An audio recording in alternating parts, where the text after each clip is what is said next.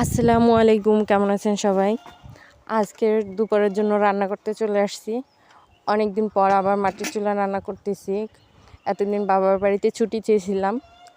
এই যে রান্না করার জন্য ফলি মাছ আর একটা শলা চিংড়ি নিছি আমার শ্বশুরের জন্য।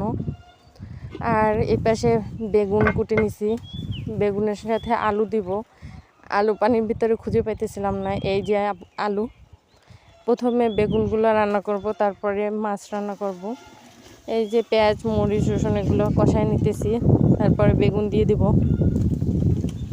আমি এই একটা পাতিলি রান্না করি, তারপরে আবার তরকারি ঢাইলে রাখি, যার কারণে আর কি পাতিলে প্রথমে বেগুন চড়াই দিলাম, কারণ মাছটা আজকের পাতিলে রেখে দেব।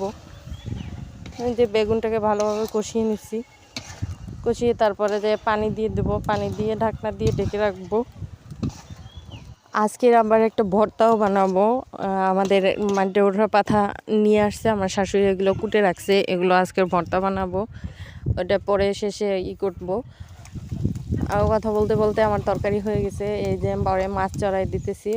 আমি চিংড়ি মাছটাকে আগে তেলে ভেজে নিছি, তারপরে যে অন্য মাছ যেগুলো ছিল ওইগুলো দিয়ে দিছি, কারণ এই মাছগুলো মেজো বাবির বাবার বাড়ি থেকে পাঠাইছে, খাওয়া হয় নাই, আজকে রান্না করতেছি। এর সাথে একটা পাঙ্গাস মাছের টুকরোও ছিল, মানে 3-4 পদের মাছ। এই যে হয়ে গেছে। আমার কথা বলতে বলতে ওই পাশে মাছ একটু বেশি পুড়ে গেছিলো। পরে শেষে যাইয়া বাসায় তারপরে এই যে মাটির পাতা বেটে নিচ্ছি, আর এটা এমনিতে যা যা লাগতো ওইগুলো তেলে হালকা ভেজে নিছিলাম। এই যে আজকের দুপুরে আমাদের এইগুলো দিয়ে খাওয়া হবে।